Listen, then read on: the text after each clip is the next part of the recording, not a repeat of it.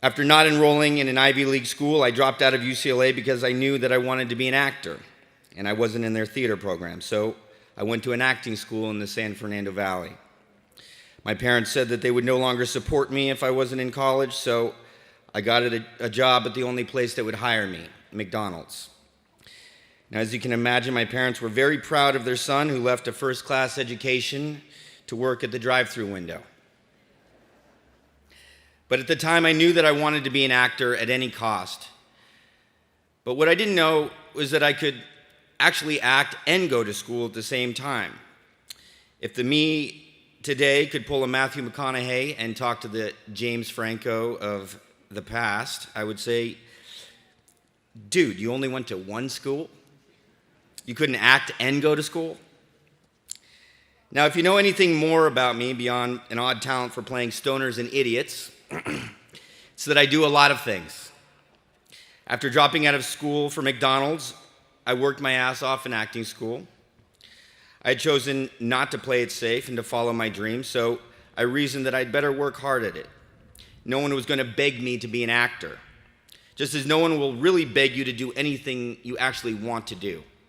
Olympic runner, well, if you don't train, it ain't going to happen. Biochemist, if you don't study that periodic table, you're not going to get those great pharmaceutical jobs. And if you want to go after something you love, it's simple. You have to work at it. The film business is such a hard business to break into. I knew that if I was going to get anywhere, I needed to devote myself completely. If I wasn't taking orders at the drive-thru, I was rehearsing scenes with my classmates. And often, if I was at the drive-thru window, I was practicing different accents. Welcome to McDonald's. May I help you? Now, fortunately, I booked a Pizza Hut commercial after 3 months, and I didn't have to work at McDonald's anymore. But I ended up going to acting school for 8 years. Now, that's about as long as it takes to become a doctor. And even after I started working regularly as an actor, I went back to class. During Freaks and Geeks, I went. I went after I won the Golden Globe for playing James Dean. I went while I was filming all the Spider-Man films. And I say this because there was a time when I wasn't an actor, when I was just a guy who loved movies and wanted to be a part of them but didn't know how. And I can look back on that time in my life and see that I was a person who had a certain level of talent, and that after years of hard work, that talent was developed into a skill that I could wield. I worked hard at something and I saw results. Now, the problem was that after 8 years of acting professionally, I realized that I wasn't content. On the outside, it seemed that I had everything one could want. I was supporting myself as an actor. I was working on Spider-Man. I was working with people like Robert De Niro, Willem Dafoe, and Kirsten Dunst. But I still wasn't satisfied. Something was off. I wanted something more. And what was worse was that I couldn't complain about it because, well, I'd look like a douche. Oh, poor you. You have to act in Spider-Man? Boo-hoo. But in fact, I felt trapped. As an actor, I wasn't allowed to do all the things I was interested in. So, I went back to school, and that's where my life changed. When I'd been at school the first time, I was there as a compromise with my parents. But when I went back, I was there for myself, and that made all the difference. I wanted to learn. And if you know anything else about me, you'll know that I went to a lot of schools after that. I was addicted. I think some people actually wanted to put me away.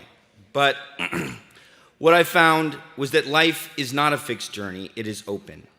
I didn't have to stay one thing, I could always be learning. After going back to school, I studied all the things I was interested in with incredible people in each of those fields.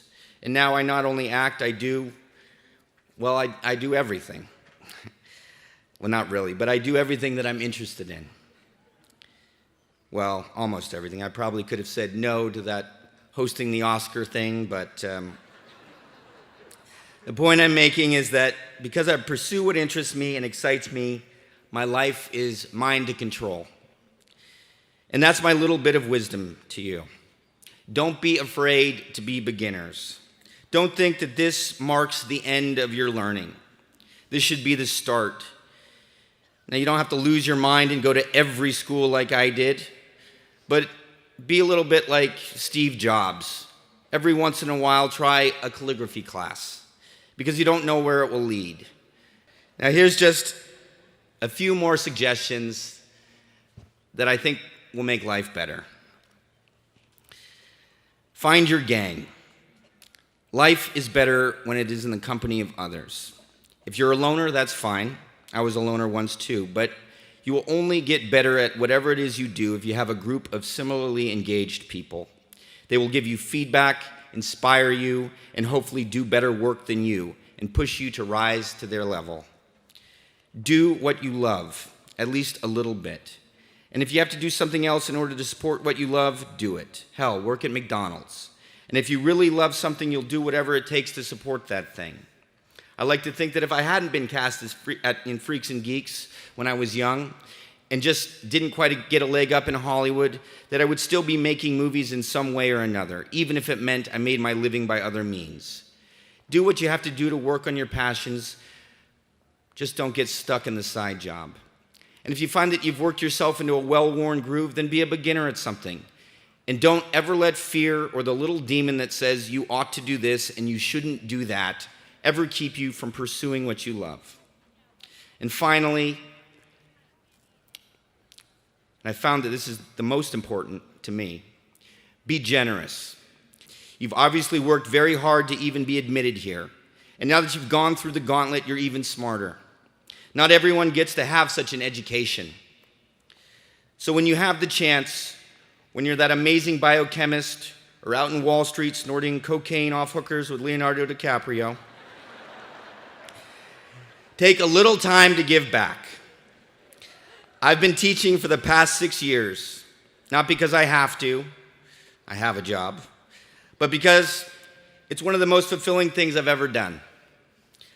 I've spent so much of my life focused on myself, developing myself as an actor and a poet and novelist and painter and whatever, you get the point.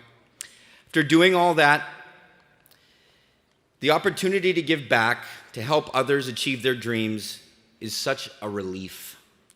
From someone who's been in some of the biggest movies ever made, who got invited to Lady Gaga's 30th birthday party, who's gone to half the colleges in the United States, one of the most satisfying things I've ever done is give myself to others. So congratulations to all of you. You are the best our country has to offer. So please go out, be generous, and be good. Thank you.